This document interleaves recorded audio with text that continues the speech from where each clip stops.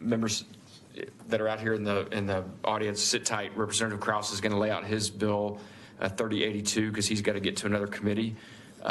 Thanks for your understanding. The chair now lays out House Bill 3082 by Chairman Krause. There is a committee substitute. Representative Smith offers up a committee sub to House Bill 3082, and Chairman Krause is recognized to explain the bill. Thank you, Mr. Chairman. I appreciate it. Committee members, House Bill 3082 has to deal with key TAM or whistleblower suits. And basically what 3082 will do is ensure that the whistleblower actually has knowledge of the facts that they are blowing the whistle on. And so we've seen in the past that you've got these whistleblower suits, and come to find out the person doesn't even have personal knowledge of the facts underlying it, but it opens up for fishing expeditions by attorneys to see if there was any fraud at any time. So the initial version of the bill subjected the state to potential loss of some funds from the Medicaid fraud that we had found. So we've been working with the Attorney General's office. The committee substitute adds in those changes and makes it to where we don't miss out on those increased funds that we can get, but also protects those victims of the false whistleblowing as well. So I'm happy to answer any questions. Otherwise, reserve my right to close. My name is Jason Ray. I'm a board-certified administrative law attorney here in Austin, Texas. I've been here for about 28 years. I'm testifying on in support of the committee substitute for the House Bill 3082. As background, after working at the Office of the Attorney General for many years, and in fact with Mr. Winter for many of those years, I moved to the private sector, and for the last 10 years I've concentrated my practice on advising and representing private plaintiff key TAM whistleblowers, as well as defending those that have been accused of Medicaid fraud in Texas and in federal court. Committee substitute for House Bill 3082 provides a sorely needed check on private plaintiffs who've come to see the TMFPA, not the federal False Claims Act, but the Texas version of the Medicaid statute, as a wonderfully efficient tool to extract big settlements from successful Medicaid providers, regardless of the merit of the claims that they might bring. It seems obvious that a whistleblower should bring evidence of wrongdoing if they intend to invoke the name and the power of the state of Texas. And if the whistleblower has no evidence of any unlawful activity, then the TMFPA shouldn't be used to allow those private plaintiffs to effectively force what is a full-scale multi-year audit of a Medicaid provider's business and of every patient that they might have seen going backwards. And they certainly shouldn't be able to do it under the guise of discovery in a law enforcement action. The committee's substitute is narrowly drawn to reach only fishing expeditions in Medicaid fraud cases where the state does not intervene. So the committee's substitute doesn't affect court jurisdiction or require dismissal of cases where the private plaintiff has no evidence of unlawful acts. Those, to some extent, are already covered by the civil rules and the rules of civil procedure. It simply provides for the possible recovery of a defendant's attorney's fees when the private plaintiff is not the original source of the information in the plaintiff's lawsuit, but instead, where the private plaintiff instead plans to engage in a fishing expedition that might reveal some possible technical violation that the Medicaid provider accidentally occurred years ago. Private plaintiff whistleblowers are motivated in part because they get a cut of any recovery or settlement, and that makes sense. Unfortunately, that's led some plaintiffs to sue first and ask questions later to gather evidence.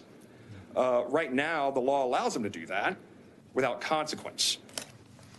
Under those circumstances, a whistleblower hasn't actually disclosed any wrongdoing. They're just using the TMFPA to try to find possible wrongdoing. They're essentially opening the case and then deciding after they get into the defendant's files whether or not they might have something that's actually actionable. Because committee substitute for House Bill 3082 would expressly, it's very narrowly drafted in cases where the state hasn't intervened, thus the private plaintiff is acting solely on behalf of the state of Texas. Because it's drafted narrowly and would expressly permit defendants to recover attorney's fees associated with defending claims that are brought by a private plaintiff that's not really a whistleblower because he doesn't have any he's not the original source of any information. I'm testifying in favor of this committee substitute, and I ask you to report favorably. Okay. Mr. Ray, thank you. Good afternoon, Mr. Chairman, committee members. My name is Raymond Winter. I'm with the Attorney General's Office, and I am the Chief of the Civil Medicaid Fraud Division of the OAG. My division has the responsibility to enforce the Texas Medicaid Fraud Prevention Act, which this bill would amend. We've had the opportunity to work with Chairman Krause on the bill and the substitute. I'm here to testify on the bill. We do have some concerns about the substitute language, in that we believe that, like some of the earlier language, the substitute language would also jeopardize the state's ability to retain 10 extra percentage points of every recovery that we bring back under the TMFPA, the Texas Medicaid Fraud Prevention Act. Our statute has been, I will call it, blessed by the federal government as being as effective as the Federal False Claims Act is in protecting the public fisc and the Medicaid program against waste, fraud, and abuse.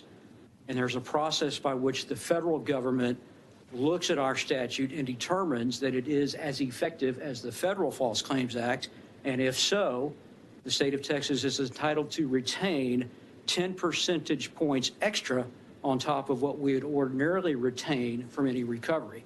Because the federal government underwrites the Medicaid program, we are obligated from every recovery to pay back the federal government for their contribution.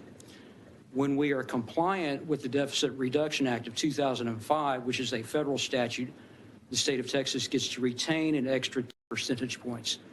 Our concern with the substitute language that we have reviewed is that we believe it would jeopardize those 10 extra percentage points, because there is an argument to be made that that substitute language is not as beneficial to encouraging relators to participate in this process and bring forward information about conduct that is wasteful, fraudulent, or abusive against the taxpayers. We'd be happy to continue to work with the chairman, Chairman Krause, to craft some language that we believe would address the issue that has been identified, as well as continue to keep the state in a position where we can keep that extra 10 percentage points from the recoveries that we make. All right. Representative Schofield. All right. Refresh my recollection. The federal law requires us to have key TAM for Medicaid as part of the deal, right? And it's the only key TAM we have in Texas, correct?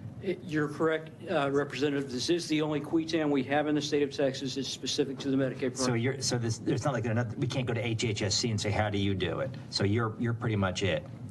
Yes. So what is, in your estimation, the least change you can make to the committee sub and still not run afoul of the fair labor? I mean, the fair labor. I've laid out 4 bills today. My brain is mush, but federal law. We have some language, Representative, that we would be happy to work with members of the committee and Chairman Krause on. It's actually a close mirror to language that's already in the federal statute, and we are confident that the language that we could propose, since it mirrors the federal statute, would keep us in compliance with the DRA.